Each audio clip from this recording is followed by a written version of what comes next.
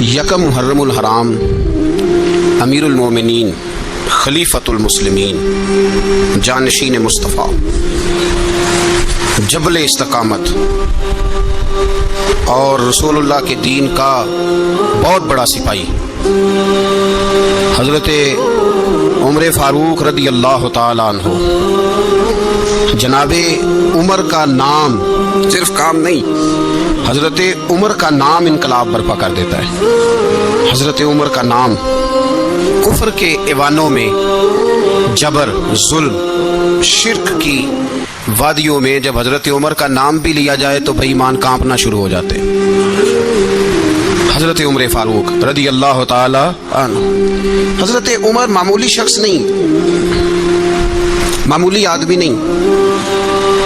کچھ لوگ صدیوں کے بعد پیدا ہوتے ہیں اور کچھ لوگ ایسے ہوتے ہیں جو ایک ہی بار پیدا ہوتے ہیں، ان جیسا دوسرا پیدا ہوتا ہی نہیں، دوسرا ان طرح کا پیدا ہوتا ہی۔ حضرت عمر رضی اللہ تعالیٰ عنہ جیسی شخصیات پیدا ہی نہیں ہوتی دوبارہ۔ سارے صحابہ در رسالت مآب پہ خود آئے۔ یہ وہ عظیم شخص ہے جسے اللہ کے محبوب نے اللہ سے مانگ کے لیا، کہا اے اللہ یہ مجھے دے دے، اللہ سے مانگ کے لیا ہے۔ اس لیے صوفیاء کہتے ہیں کچھ مرید ہوتے ہیں، کچھ مراد ہوتے ہیں، کچھ مرید ہوتے ہیں، کچھ مراد ہوتے ہیں۔ مرید وہ ہوتا ہے جو چل کے آتا ہے، آ کے مرید ہوتا ہے۔ مراد وہ ہوتا ہے جسے کہا جاتا ہے کہ یہ کبھی میرا بن جائے نا، یہ کبھی آ جائے نا، میرا بن جائے، اس کو مراد کہتے ہیں۔ حضرت عمر مصطفیٰ کریم کی مراد ہے، حضور کی مراد ہے۔ اللہم اعز الاسلام بے اسلام عمر ابن خطاب، اے اللہ اسلام کو عزت دے دے، میرے عمر کو کلمہ پڑھنے کی توفیق عطا فرما دے۔ اور کیسے دعا مانگی؟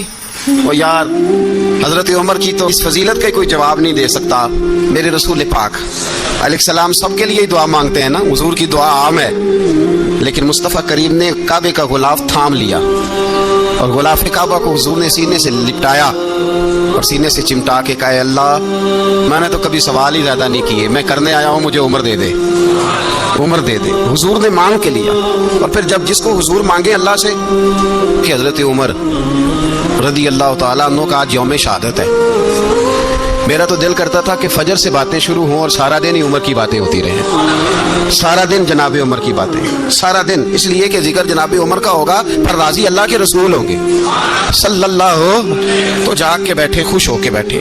ہمارے ہاں منایا ہی نہیں جاتا، بابے اللہ کی ساؤن پادروں اسو کتا تے منڈے جنوری فروری، تو اسلامی سال بھی گیا اور وہ تاریخیں بھی ساری گئیں۔ یکم محرم امت مسلمہ کے لیے بہت بڑا دن ہے، بہت بڑا دن، یہ شہادت ہے حضرت عمر فاروق کی رضی اللہ تعالی۔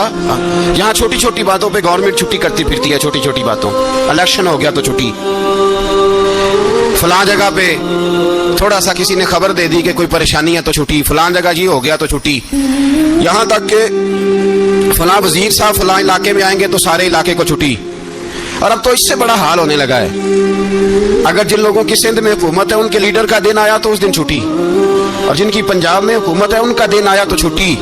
ہمارا مطالبہ ہے حکومت پاکستان سے، اگر سر اٹھا کے جینا چاہتے ہو تو یکم محرم کو چھٹی کیا کرو، اگر سر اٹھا کے جینا چاہتے ہو تو یکم محرم کو چھٹی کرو جناب عمر کے دن، اور ملت کے جوانوں کو بتاؤ کہ اگر عزت کی زندگی جینا چاہتے ہو تو اس طرح جیو جس طرح فاروق اعظم جی کے گئے ہیں، عزت اور وقار کی زندگی۔ جمہوریت حضرت عمر سے سیکھنی پڑے گی، حکومت کرنے کے طریقے حضرت عمر سے، رعایا کو سیکھنا پڑے گا کہ امیر کس طرح بنایا جاتا ہے اور امیر کس طرح کے ہوتے ہیں۔ یہاں لوگ ہمیں یورپ کی مثالیں دیتے ہیں، لوگ یہاں ہمیں آ کر کے امریکہ کی مثالیں، انہیں کیا پتا حکومت کیا ہوتی ہے، وہ کہتے ہیں جی وہ سائیکل پہ جاتا ہے ان کا حکمران۔ میں نے کہا وہ سائیکل پہ جاتا ہے؟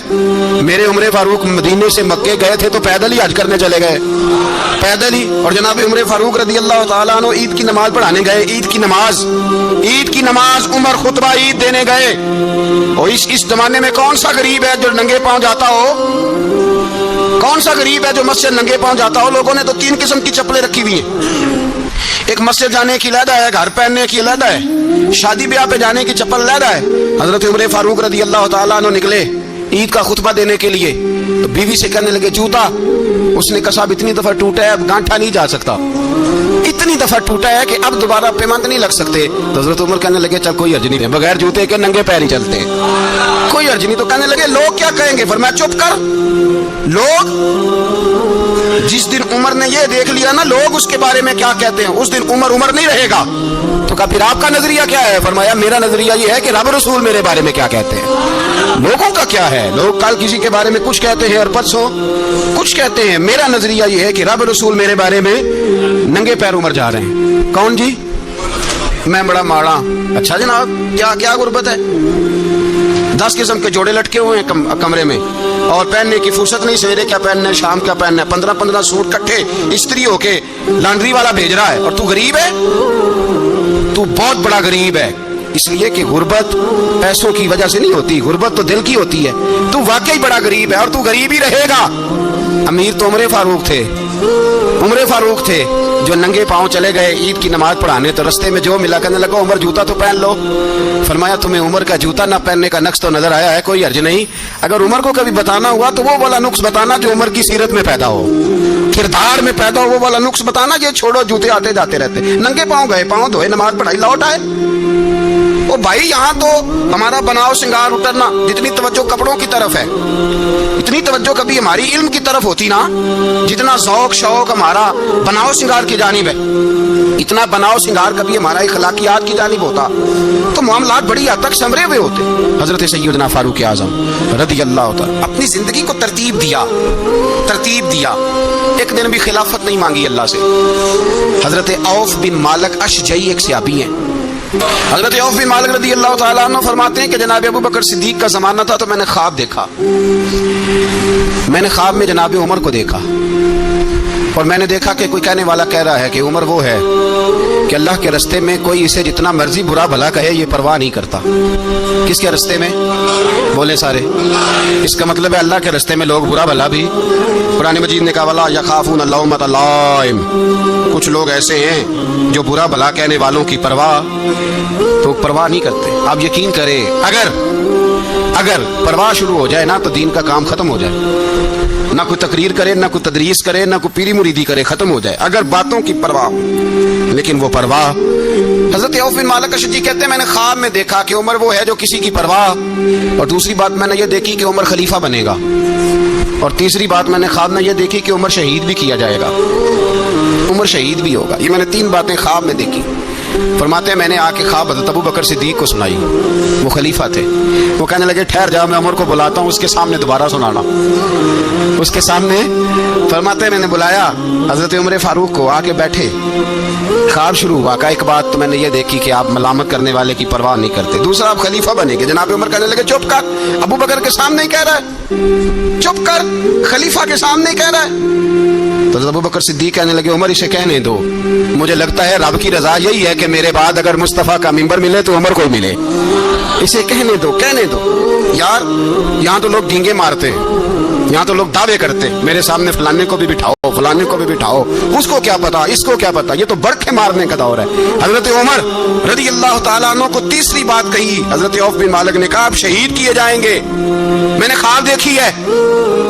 नेक लोगों के ख्वाब बड़ी हद तक सच्चे होते हैं। कहा मैंने ख्वाब देखी है। तो हजरत उमर कहने लगे शहीद तो दलेर लोग होते हैं, शहीद तो दलेर, जिसे सारा जमाना दलेर कह रहा है वो अपने बारे में क्या कह रहा है? कहते हैं शहीद तो दलेर, मैं तो काहिल आदमी हूँ, सुस्त आदमी हूँ, मैं तो इतना काम ही नहीं करता, तो ये ख्वाब तूने जो ठीक है देखा है ना फिर से देखना। तो अबू बकर सिद्दीक फरमाने लगे आजिज़ी ना कर, इनकिसारी ना कर, तो जो कह रहा है ठीक कह रहा है, लेकिन मुझे सुन के शुक्र भी हुआ है और अफसोस भी हुआ है। अफसोस इस बात का कि तेरे जैसा बतले अजीम चला जाएगा, और शुक्र इस बात का कि रब तुझे जिंदगी भी एजाज वाली देगा, और शहादत की मौत दे के अल्लाह तुझे मौत भी इज्जत वाली अता फरमाएगा। अल्लाह मौत भी तुझे इज्जत वाली देगा, तुझे काहिलों जैसी मौत अल्लाह। हजरत फारूक आज़म रज़ी अल्लाह, ओ भाई यहाँ तो इस जमाने का सबसे बड़ा मसला प्रोटोकॉल है। लोगों को पता होता है कामिल पीर है, कामिल मुर्शिद है, लोग नहीं जाते। मैं किसी का मुरीद हो जाऊं, मेरा प्रोटोकॉल किधर गया? पता होता है ये कामिल उस्ताद है, मैं इसके पास बैठूंगा तो मेरी तरबियत करेगा, लेकिन लोग शागिर्द नहीं बनते। मैं किधर गई? ये प्रोटोकॉल की मुसीबत है ना, इसने बड़े बड़े लोग जीरो कर दिए, बड़े बड़े लोग। और ये मत समझे कि आपका वजीर आज़म प्रोटोकॉल लेता है या आपका सदर प्रोटोकॉल, वज़ाराल, ऐसी कोई बात नहीं। हम छोटे तबके से लेकर बड़े सारे प्रोटोकॉल के कायल हैं। हमारा तो दामाद भी कहता है कि मुझे पूछा नहीं मैं तुम्हारे घर क्यों आऊं। हमारा तो भाई हर शख्स ऐलान करता है प्रोटोकॉल का, फलाने ने इज्जत नहीं दी तो वापस आ जाओ, फलाने ने सलूट नहीं किया तो वापस आ जाओ। लोग जहां सलूट करना चाहिए वहां भी सलूट कराने के कायल हैं। पर हजरत उमर रज़ी अल्लाह ताला, हजरत उमर की सादगी और फिर जनाब उमर की आजिज़ी, जब इंसान अपने ऊपर सवार कर लेता है ना, सवार कर लेता है, मैं बदकार पुराना खादम किसे दर मिली निट होई, वासफ यार ने नजर जो की थी वासफ ही। मैं अक्सर सोचता हूँ हुजूर ने जहां भी कहा ना, फरमाया मेरे बाद नबी होते तो खताब के बेटे उमर होते। हुजूर ने फरमाया उमर जिस रास्ते से जाता है शैतान वो रास्ता बदल जाता है। नबी पाक सल्लल्लाहु अलैहि वसल्लम ने फरमाया मेरा उमर वो है कि इसकी जुबान पर हक जारी है। हुजूर अलैहिस्सलाम ने फरमाया 950 साल हजरत जिब्रील मेरे उमर की शान बयान करें तो इनकी अजमत खत्म नहीं होती। 950 साल जिब्रील अजमत बयान करे तो खत्म नहीं होती। ये बात है हजरत उमर की। और फरमाया उमर अबू बकर की नेकियों में से एक नेकी है, ये शान है उमर फारूक रज़ी अल्लाह ताला अन्हु की। हुजूर ने फरमाया मेरे बाद नबी होते तो उमर होते, जिस गली से उमर आए शैतान रास्ता बदल जाए। मेरे उमर फारूक की शान 950 साल बयान हो तो खत्म ना हो। उमर की जुबान पर अल्लाह हक बयान करता है, जो उमर कहता है वही रब कर देता है। हुजूर सारी जिंदगी फजीलतें बयान करते रहे, उमर जवाब में क्या कहते हैं? कोई बताए ना कि ये वाली हदीसें कभी उमर ने भी रवायत की हो कि हुजूर ने मेरे बारे में ये कहा है। ये रवायतें वो रवायत नहीं करते। उनसे जब लोग कहते उमर तेरी बड़ी बात है तो उमर रो पड़ते, कहते मैं तो ऊंट चराने वाले बाप का बेटा हूं, मैं तो ऊंट चराने वाले बाप का बेटा, ऊंट चरा। इससे आगे उमर गए ही नहीं सारी जिंदगी, इससे आगे लफ्ज ही नहीं अदा की। और मैं तो भाई ऊंट चराने वाला, मेरा बाप तो ऊंट चराया करता था, 10 ऊंट थे, मेरी ड्यूटी होती थी, संभाले नहीं जाते थे, अब्बा डंडों से मारता था। सारी जिंदगी उम्र हाज करने गए, एक खुश्क तना खजूर का उमर फारूक रज़ी अल्लाह ताला अन्हु ने उसको अपने कलावे में लिया, रोने लगे। लोगों ने कहा उमर क्या हुआ? फरमाने लगे यहाँ मैं ऊंट चराया करता था, यहाँ मैं ऊंट चराता था, 10 ऊंट संभाले नहीं जाते थे। देखो रसूलुल्लाह की शान, आज सारी उम्मत चलाने का तरीका अता फरमा दिया है, सारी नजरिए से प्यार। यार पैसा किसको बुरा लगता है? आप जिस आदमी की 50 करोड़ की प्रॉपर्टी है उसको पूछें सबसे गरीब, आपको वही नजर आएगा। वो कहेगा मैं टाइट हूँ, हालात बड़े। मैं कई बार पूछे उन्होंने, मैं आखे तो तर्जमा भी 10 करोड़ की है, हमें तो समझ नहीं आती। और टाइट हालात कौन से होते हैं जी? जिस आदमी का करोड़ों में कारोबार है ना, उसको आप छेड़े पर रोने लग जाएगा, रोने।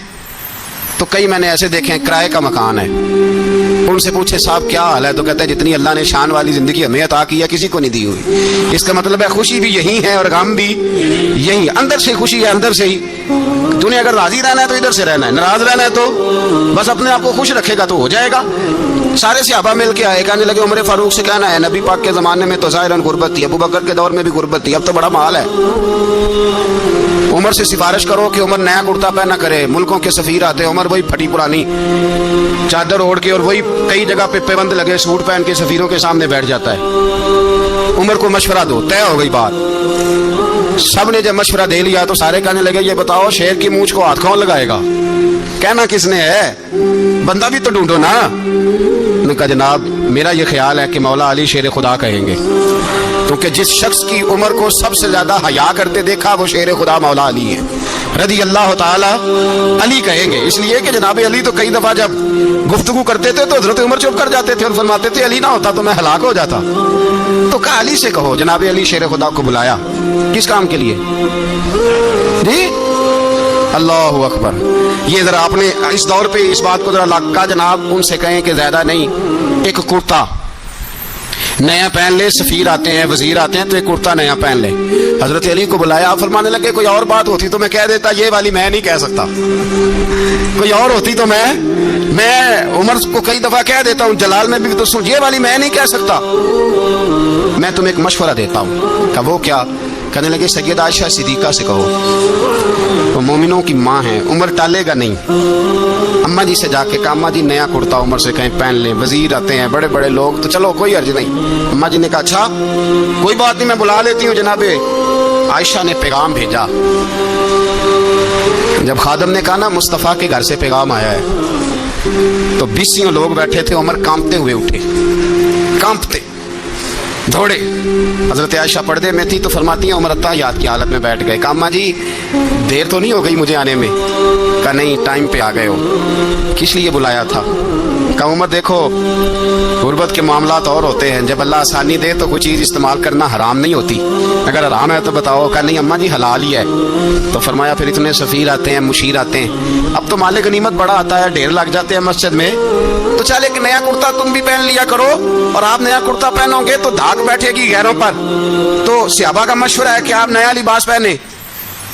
اماں جی کہتی ہے میں نے حکم دیا تو عمر چپ کر گئے، گردن جھک گئی۔ تھوڑی دیر کے بعد سیدنا عمر فاروق نے سر اٹھایا تو داڑھی پہ آنسو گر رہے تھے، رو پڑے، کہنے لگے پاک محبوب کی پاک بیوی جیسے حکم کرتی ہو میں حاضر ہوں، پر مجھے وہ والا لباس پہنانا جو میرے مصطفیٰ نے پسند فرمایا ہے، اگر یہ رنگ رسول پاک کا ہے تو میں حاضر ہوں، اور اگر نبی پاک کا نہیں تو پھر جیسے آپ حکم کریں۔ جناب عائشہ کہتی ہے عمر روئے تو میں زیادہ روئی، میرا پلو بھیگ گیا آنسوؤں سے۔ میں نے کہا عمر آپ جائیے۔